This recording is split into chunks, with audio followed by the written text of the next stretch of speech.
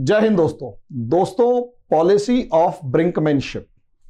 Brinkmanship की नीति क्या होती है? ब्रिंकमैनशिप की नीति होती है गुर्राने की नीति। जब आप दो कुत्तों को या शेरों को लड़ते हुए देखेंगे या कई बार लोगों को भी लड़ते हुए देखेंगे तो एक दूसरे के ऊपर मैं ये कर दूंगा, मैं वो कर दूंगा, मैं ऐसे मैं वैसे लठ लेके खड़े हो जाएंगे। लेकिन नॉर्मली एक दूसरे को वो पॉलिसी एक होती है पोस्चरिंग की। पोस्चरिंग की पॉलिसी का मतलब ये है कि अपने आप को युद्ध के रूप में दिखाना कि मैं तैयार हूं।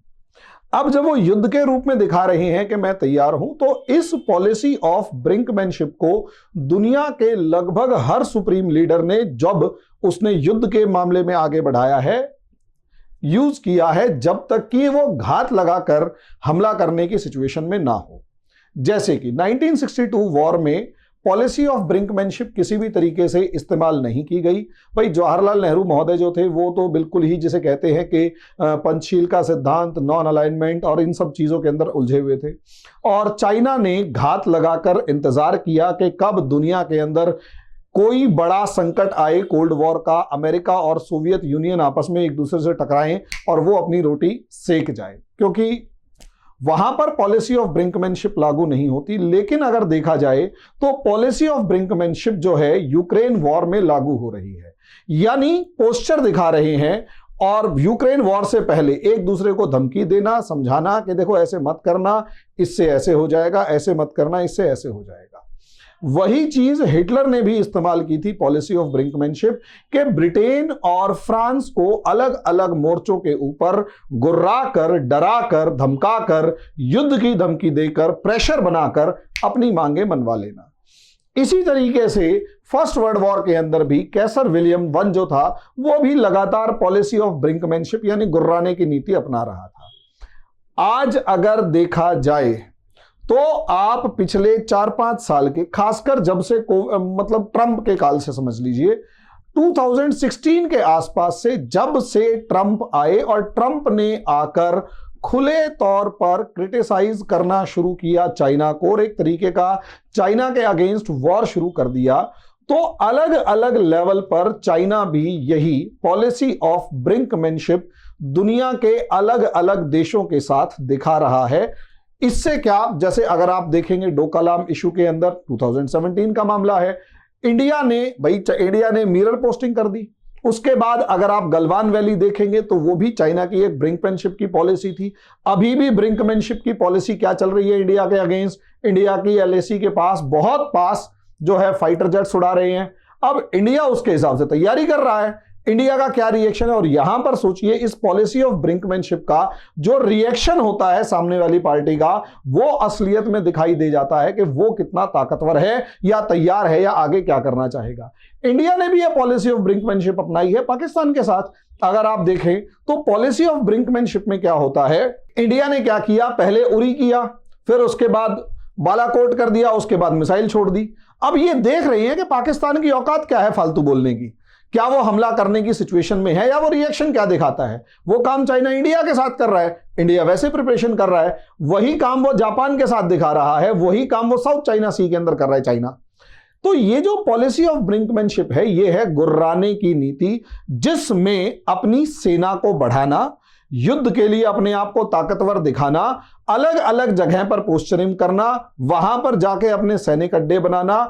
और इसे आप, बहुत से लोग इसे पॉलिसी ऑफ ब्रिंकमैनशिप कहते हैं, बहुत से लोग इसे कहीं ना कहीं वॉर प्रिपरेशंस के लिए टाइम बार्गेन करने का एक तरीका मानते हैं। लेकिन मैं इसे गुर्राने की नीति बता रहा हूं, मानता हूं कि शुरुआत के अंदर किसी को डराना। अब वो डराने की नीति दूसरे के ऊपर एक लेवल तक तो काम करती है, लेकिन जब वो गुर्राने की नीति एक लेवल तक पहुंच जाती है और सामने वाले के पास उसके बाद कोई ऑप्शन नहीं बचता, तो वहां से वो एक ट्रिगर पॉइंट होता है, वो एक थ्रेशहोल्ड होता है जहां से वॉर शुरू होना ही होना है। अब चाइना ने इस पॉलिसी ऑफ ब्रिंकमैनशिप में क्या किया? चाइना अपनी ये पॉलिसी ऑफ ब्रिंकमैनशिप दिखा रहा है साउथ चाइना सी में, पॉलिसी यही दिखा रहा है जापान के सेनकाकू आइलैंड्स के मामले में, ताइवान के मामले में तो बहुत ज्यादा, कि आए दिन पाक चाइना के जो फाइटर जेट्स हैं वो लगातार चाइना के एयर स्पेस का वायलेशन करते हैं, वहां फ्लाइट करते हैं, फ्लाई करते हैं और वापस आ जाते हैं। अब तो उसकी नेवी, चाइना की नेवी ने भी ये मामला करना शुरू कर दिया है और ताइवान भी उसी हिसाब से शुरू में जो रिएक्ट कर रहा था नहीं कर रहा था, लेकिन अब तैयारी करने की सिचुएशन में साफ नजर आ रहा है। इसका अगला पोर्शन अगर आप लोग देखें पॉलिसी ऑफ ब्रिंकमैनशिप में, तो अमेरिका भी काफी कुछ वैसा ही कर रहा है, जैसे अपने जहाजों को शिप्स के पीछे, मतलब ताइवान के आसपास निकाल लेना, ताइवान स्ट्रेट से अमेरिका अपने जहाजों को निकाले, फ्रीडम ऑफ नेविगेशन का जो लॉ है उसको क्लेम करे, उसके बाद साउथ चाइना सी में इंडिया जैसे देश जो हैं वो भी जाकर अपनी एक मिलिट्री प्रैक्टिस कर रहे होते हैं। चाइना जो है वो पार्सल आइलैंड्स पे क्लेम करने के लिए फिलीपींस के आसपास अपनी 2000 के करीब जो फिशिंग बोट्स हैं वो इकट्ठी कर देता है। इंडोनेशिया की जो फिशिंग बोट होती है उसको टक्कर मार मार के भगा दिया जाता है। तो ये सारा का सारा जो मामला है एक दूसरे के ऊपर अपनी ताकत दिखा के डोमिनेट करने का और सामने वाले को डरा के रखने का कि बेटा फालतू बोलेगा तो पिट जाएगा, मैं इस टाइम गुस्से में हूं। एक पोस्चरिंग करना, ये पोस्चरिंग बहुत इंपॉर्टेंट होती है लड़ाई में। लेकिन अब इस पोस्चरिंग का एक एक्सट्रीम लेवल, अमेरिका भी यही कर रहा होता है, अपने डेलीगेशन को भेजकर, अपने अलग अलग लोगों को भेजकर, लगातार अमेरिका भी ऐसा ही कुछ कर रहा होता है। लेकिन इसका अगला स्टेप ये होता है, अब आ गया है एक्सट्रीम लेवल। एक्सट्रीम लेवल ये जिसकी वजह से अब अमेरिका धर्म संकट में पड़ चुका है और चाइना भी उस लेवल तक पहुंच चुका है कि यहां से कई मामलों में होता है दोस्तों कि किसी भी रिश्ते के अंदर या किसी भी लड़ाई में एक होता है पावर ऑफ नो रिटर्न। ये बिल्कुल ऐसा ही है, आप और आपके पड़ोसी आपस में आमने सामने खड़े होकर लड़ रहे हैं, एक दूसरे को वर्बल वॉर चल रहा है, वर्बल वॉर। लेकिन सामने वाले के किसी लड़के ने आया और आपके पिताजी के कान पे एक दे के मार दिया, थप्पड़ मार दिया, वो पॉइंट ऑफ नो रिटर्न है कि वहां से तो फिर खून खराबा ही होता है और उसके बाद कितनी लाशें गिरती हैं तुम्हारी या उसकी तरफ से, उसको गिनने वाला शायद कोई बचे या ना बचे, लेकिन जो बचेगा वो बहुत बुरे हालात में होगा। ये situation point of no return होती है। भाई सीधी सी बात है, मेरी मोहल्ले में किसी से लड़ाई हो गई, मेरे पिताजी को किसी ने हाथ छोड़ दिया, पिटाया, थप्पड़ मार दिया, तो थप्पड़ मार दिया तो वो असलियत में मेरे पूरे परिवार की एग्जिस्टेंस के ऊपर क्वेश्चन मार्क है। भाई मेरे जिंदा रहने का कोई फायदा नहीं अगर मैं अपने पिताजी के आत्मसम्मान की रक्षा ना कर पाऊं, क्योंकि वही तो मेरे आत्मसम्मान है। तो ऐसे में तो फिर या तो मेरी गर्दन उतरेगी, नहीं तो मैं उन सबकी उतार के आऊंगा। वो होता है पॉइंट ऑफ नो रिटर्न। यही पॉइंट ऑफ नो रिटर्न पर अब अमेरिका और चाइना लगभग पहुंच चुके हैं। क्या कि अमेरिका पहले भी अपने बहुत सारे डेलीगेशंस को लगातार ताइवान भेजता रहा है हायर लेवल मीटिंग में। अब आ चुकी है नैन्सी पेलोसी जो कि speaker of the house of representative हैं, वो एक एलीट पोजीशन में, यानी राष्ट्रपति के बाद अगर कोई नंबर 2 या 3 पोजीशन पर हैं तो वो हैं इस समय पर। अगर वो नंबर 2 और 3 पोजीशन की लेडी जो इस हाई रैंक के ऊपर हैं, जिनकी पावर राष्ट्रपति के लगभग बराबर की है, एडमिनिस्ट्रेटिव या एडमिनिस्ट्रेशन में तो नहीं, कम से कम पार्लियामेंट के अंदर इस हाई रैंक ऑफिसर, जैसे हमारे यहां आज के दिन ओम बिड़ला हैं। अब ऐसी सिचुएशन में इस हाई रैंक ऑफिसर के जो रैंक ऑफिसर लेडी जो है नैन्सी पेलोसी, वो ताइवान विजिट कर रही है। और चाइना, अभी तक चाइना इस पॉलिसी ऑफ ब्रिंकमैनशिप में अपने जूनियर लेवल के जो प्रवक्ता होते थे उनसे बलवाता था कि don't play with fire, don't play with fire, don't play with fire. लेकिन अब की बार ऐसा हुआ कि जो बाइडेन और शी जिनपिंग की जो आपस में बातचीत हुई, उस शी जिनपिंग की और जो बाइडेन की बातचीत में शी जिनपिंग ने क्लियर वर्ड्स में कहना शुरू कर दिया है, don't play with fire, don't play with fire, आग से मत खेलो। इसका मतलब ये है, देखो ऐसे ही थोड़ा ना मां बहन करने लग जाएंगे, ये इशारों में बात करते हैं कि भाई साहब देखो सोच समझ के काम करना, क्योंकि इसका मतलब क्या है, ये इशारा ये है कि हम तैयार बैठे हैं अगर आपने पंगे लिए तो अब आप सोच कर देखिए, डोंट प्ले विद फायर के अंदर ये है कि और दूसरा शब्द इस्तेमाल किया कि हम इसमें मिलिट्री एक्शन टाइप का ले सकते हैं या जो भी चीज ताइवान की तरफ बढ़ेगा उसके प्लेन को भी उड़ा देंगे, ऐसा मतलब निकाला गया।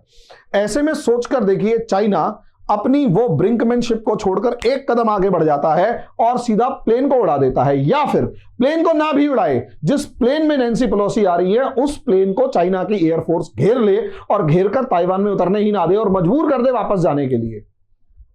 इमेजिन कीजिए, ये अमेरिका की पूरी दुनिया के ऊपर जो वर्चस्व है उसको खुली चुनौती होगा। भाई हाईएस्ट अथॉरिटी, हमारे पिता समान, हमारा प्रधानमंत्री हमारे देश का रिप्रेजेंटेटिव है, पूरे देश के सम्मान की बात होती है जब वहां पर सामने प्रधानमंत्री महोदय के साथ अगर कोई बदतमीजी हो जाती है। रियलिटी है। अब आप सोचकर देखिए क्या हाल होगा। यही मामला यहां पर है कि इस समय पर बिल्कुल धर्म संकट में अमेरिका है। अमेरिका फंस के खड़ा हो चुका है कि अगर नैन्सी पेलोसी को भेजा और चाइना ने ऐसा किया तो लास्ट ऑप्शन वॉर है, और अगर चाइना ने नैन्सी पेलोसी को नहीं भेजा और किसी वजह से कोई बहाना मारकर टाल दिया तो इसका सीधा सीधा मतलब यह होगा दोस्तों कि चाइना से अमेरिका डर गया है। इसका सिग्नल पूरी दुनिया में अमेरिका की क्रेडिबिलिटी के ऊपर बहुत बुरा पड़ने वाला है, और अगर यह सिग्नल गया तो इसका सीधा सीधा मतलब है अमेरिका के साथ खड़े होने से पहले कोई भी देश 50 बार सोचेगा। यह जो सिचुएशन क्रिएट हो चुकी है, अमेरिका धर्म संकट में आ चुका है। इस धर्म संकट से कैसे निकलेगा यह तो वक्त बताएगा।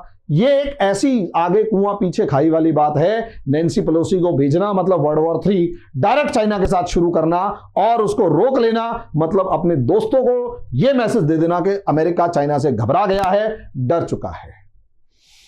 आगे क्या होगा, क्योंकि 2 घंटे की अभी बातचीत हुई है और उस 2 घंटे की बातचीत में कोई नतीजा नहीं निकला। जो बाइडेन के खाते में एक और विफलता जा चुकी है। आगे क्या होगा दोस्तों वो तो वक्त बताएगा। अभी के लिए जो सिचुएशन है वो बहुत ही ज्यादा खराब है और अमेरिका जो है वो धर्म संकट में आ चुका है। बाकी समय के हिसाब से हम आगे आगे देखते रहेंगे। अभी के लिए इतना ही, धन्यवाद।